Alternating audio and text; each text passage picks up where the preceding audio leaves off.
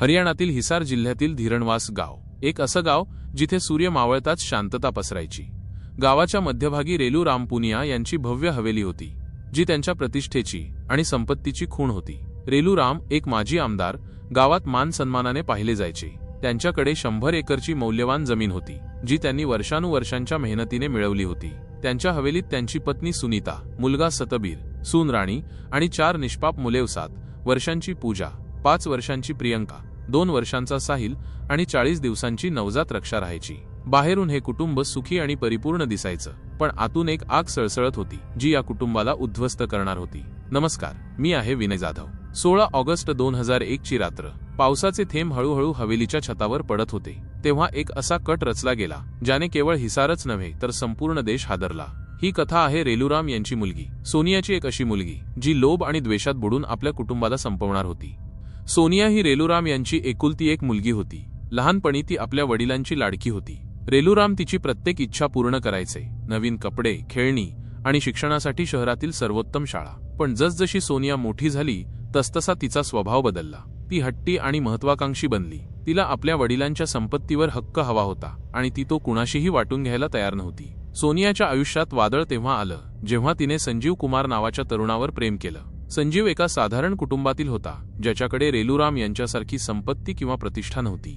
रेलूराम यांना हे नातं मान्य नव्हतं। तो मुलगा लोभी आहे सोनिया, त्यांनी एकदा रागात सांगितलं। तो तुझ्यावर नाही, माझ्या संपत्तीवर प्रेम करतो। पण सोनियाने आपल्या वडिलांचं ऐकलं नाही। तिने गुपचूप संजीवशी लग्न केलं। रेलूराम यांनी तिला घरातून हाकलून दिलं आणि सांगितलं, आता तू माझ्यासाठी मेली आहेस। ही गोष्ट सोनियाच्या मनात खोलवर रुतली। ती आपल्या वडिलांचा द्वेष करू लागली। तिला वाटायचं की रेलूराम यांनी तिला फक्त यासाठी नाकारलं कारण ते आपली सारी संपत्ती सतबीरला द्यायचे होते। संजीवही सोनियाच्या द्वेषाला आणखी चेतवायचा। तुझ्या वडिलांनी तुला बेघर केलं, तो म्हणायचा, आणि आता सतबीर त्या संपत्तीचा मालक बनेल ज्याचा हक्क तुझा आहे। सोनियाचं मन हळूहळू विषाने भरलं। ती दिवस रात्र फक्त एकच गोष्ट विचारायची, संपत्ती। आणि मग एक दिवस तिने ठरवलं की जर तिला संपत्ती हवी असेल तर तिला आपल्या कुटुंबाला मार्गातून हटवावं लागेल। एक पावसाळी संध्याकाळ, सोनिया आणि संजीव गावाबाहेरील एका निर्जन शेतात भेटले। पावसाचे थेंब त्यांच्या चेहऱ्यावर पडत होते, पण त्यांच्या मनात पेटलेली आग विझवू शकले नाहीत। सोनियाचा चेहरा रागाने आणि लोभाने तापला होता। संजीव, मला आता सहन होत नाही, ती म्हणाली। तिच्या आवाजात एक विचित्र थंडपणा होता। वडील, मला माझ्या हक्कापासून वंचित ठेवायचे आहेत। सतबीर आणि त्याचं कुटुंब सगळं हडप करेल। संजीवने तिच्या डोळ्यात पाहिलं। तो सोनियाची कमजोरी चांगलाच ओळखायचा। मग काय करायचं सोनिया, तू सांग, मी तुझ्या सोबत आहे। सोनियाने खोल श्वास घेतला। तिच्या डोळ्यांत एक क्रूर चमक होती। एकाला मारलं किंवा 8 जणांना, शिक्षा तर तीच आहे। मग सगळ्यांना संपवूया का? मग ही सारी संपत्ती आपली होईल। संजीव थक्क झाला। त्याने सोनियाकडे पाहिलं, जणू त्याला तिच्या बोलण्यावर विश्वासच बसत नव्हता। पण मग त्याच्या चेहऱ्यावर एक क्रूर हास्य उमटलं। ठीक आहे सोनिया, हे काम होईल, पण आपल्याला खूप सावधगिरी बाळगावी लागेल। त्या रात्री दोघांनी एक धोकादायक योजना आखली। ते हवेलीत घुसतील जेव्हा संपूर्ण कुटुंब झोपलेलं असेल। शस्त्रे हवेलीच्या साठवणखान्यातून घेतील, जेणेकरून कुणाला संशय येणार नाही, आणि सर्वात महत्त्वाचं, ते एकही साक्षीदार जिवंत ठेवणार नाहीत। सोनियाने थंड आवाजात सांगितलं, सगळ्यांना संपवावं लागेल संजीव, मुलांनाही। संजीवने विचारलं, मुलांना? याची काय गरज आहे? सोनियाने उत्तर दिलं, जर कोणी जिवंत राहिलं तर ते मोठं होऊन आपल्याकडून सूड घेईल, विशेषतः रक्षा। ती सतबीरची मुलगी आहे, तिला तर काहीही झालं तरी मारावंच लागेल। संजीवने सोनियाच्या क्रूरपणावर एक क्षण विचार केला, पण मग त्याने होकार दिला। त्या रात्री दोघांनी आपल्या खुनशी हेतूंना प्रत्यक्षात आणण्याची पूर्ण तयारी केली। 16 ऑगस्ट 2001 ची रात्र। पाऊस जोरात कोसळत होता। हवेलीत शांतता होती। रेलूराम आणि सुनीता आपल्या खोलीत झोपले होते। सतबीर आणि राणी आपल्या मुलांसह दुसऱ्या खोलीत। पूजा आणि प्रियंका एकमेकांना बिलगून झोपल्या होत्या। त्यांच्या चेहऱ्यावर निष्पाप हास्य होतं। साहिल आपल्या पाळण्यात हलक्या हलक्या श्वास घेत होता, आणि 40 दिवसांची रक्षा, जी अजून जग नीट पाहूही शकली नव्हती, ती आपल्या आईच्या बाजूला पडली होती। पण त्या शांततेला छेदत 2 सावल्या हवेलीच्या मागच्या दरवाजातून आत शिरल्या, सोनिया आणि संजीव। त्यांच्या हातात रॉड आणि हातोडा होता, जे त्यांनी हवेलीच्या साठवणखान्यातून काढले होते। सोनियाचा चेहरा दगडासारखा कठोर होता। तिने संजीवला इशारा केला, सुरू कर। पहिला हल्ला रेलूराम आणि सुनीतावर झाला। संजीवने रॉड उचलली आणि पूर्ण ताकदीनिशी हल्ला केला। रेलूराम यांची झोप मोडली, पण त्यांना काही समजण्याआधीच संजीवने एकापाठोपाठ हल्ले केले। सुनीताने किंचाळली, पण पावसाच्या आवाजाने तिचा आवाज दबला। रेलूराम यांनी शेवटचं आपल्या मुलीकडे पाहिलं। त्यांच्या डोळ्यांत प्रश्न होता का सोनिया? पण सोनियाने त्यांच्याकडे पाहिलंही नाही। पुढची खोली सतबीर आणि राणीची होती। सतबीरने आवाज ऐकून डोळे उघडले. त्याने संजीवला पाहिलं आणि ओरडला, संजीव, हे काय करतोयस? पण तो पलंगावरून उठण्याआधीच संजीवने रॉडने त्याच्यावर हल्ला केला. राणी आपल्या मुलांना वाचवण्यासाठी धावली, पण सोनियाने तिला पकडलं. तुला संपत्ती हवी होती राणी? सोनिया क्रूरपणे म्हणाली. आता घे. आणि तिने हातोड्याने राणीवर हल्ला केला. सर्वात वेदनादायी क्षण तेव्हा आला जेव्हा सोनिया मुलांच्या खोलीत पोहोचली. पूजा आणि प्रियंका झोपेत होत्या.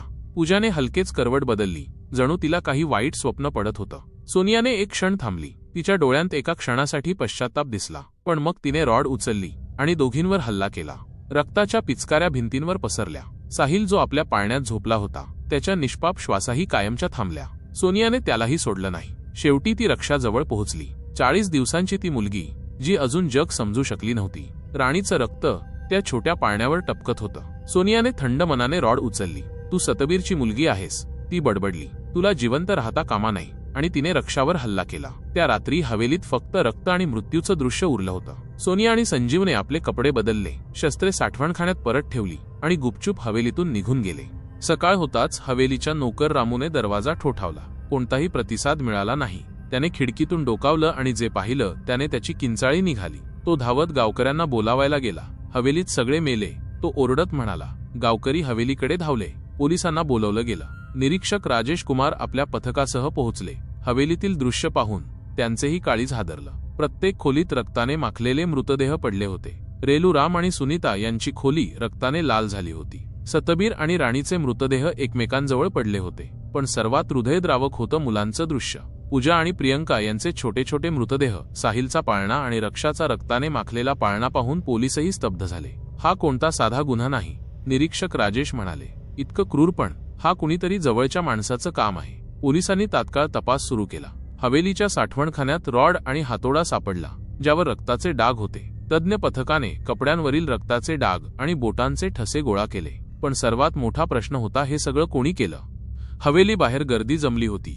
गावकरी आश्चर्यचकित होते की रेलूराम यांच्यासारख्या माणसाबरोबर असं कसं घडू शकतं. तेवढ्यात सोनिया तिथे पोहोचली.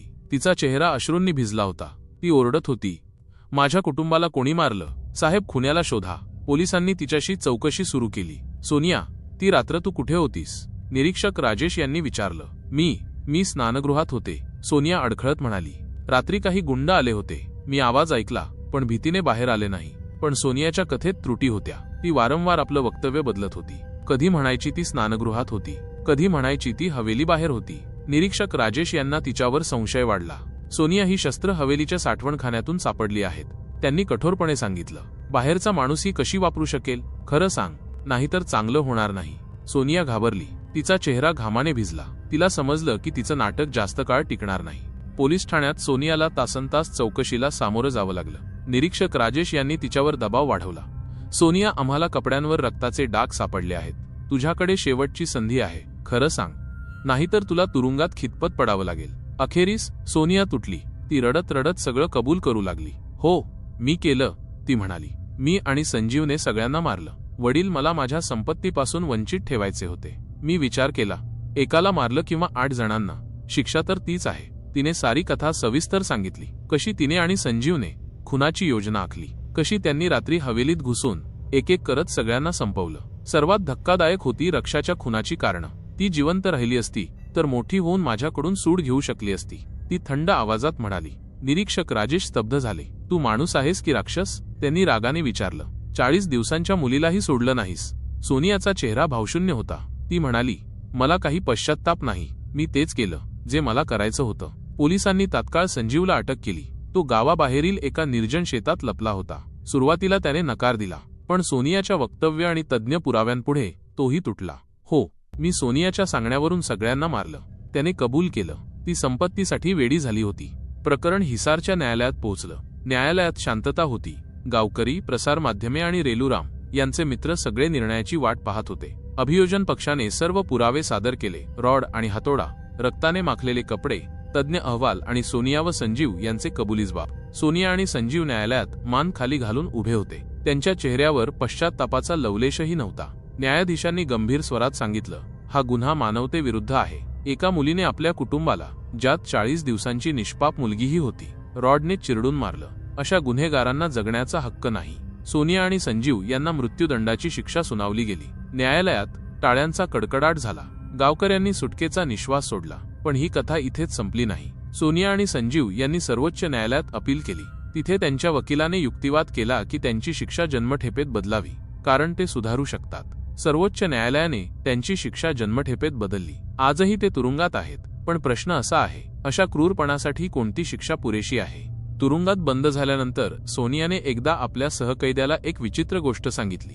ती म्हणाली की त्या रात्री हवेलीत कोणीतरी तिसरं व्यक्तीही होतं. ती एक सावली होती. ती कुजबुजत म्हणाली, मला वाटलं की ती मला पाहत होती. कदाचित ती वडिलांची आत्मा होती जी मला थांबवायची होती. सोनियाच्या या बोलण्याला कुणीही गांभीर्याने घेतलं नाही. पण गावात ही अफवा पसरली की रेलूराम यांची आत्मा आजही हवेलीत भटकते. काही लोकांनी दावा केला की त्यांनी रात्री हवेलीजवळ एका मुलीच्या रडण्याचा आवाज ऐकला आहे. ती रक्षाची आत्मा होती का जी न्याय मागत होती? हे रहस्य आजही अनुत्तरित आहे. हिसारचं हे हत्याकांड फक्त एक गुन्ह्याची कथा नाही, तर एक धडा आहे. हे सांगतं की लोभ आणि द्वेष माणसाला किती खोल खणतात. सोनिया, जी कधी आपल्या वडिलांची लाडकी होती, तिनेच त्यांच्या रक्ताने आपले हात रंगवले. ही कथा आपल्याला शिकवते की आपल्या माणसांवर विश्वास ठेवणं चांगलं आहे, पण डोळे उघडे ठेवणंही गरजेचं आहे. कारण कधी-कधी सर्वात मोठा धोका घरातच दडलेला असतो.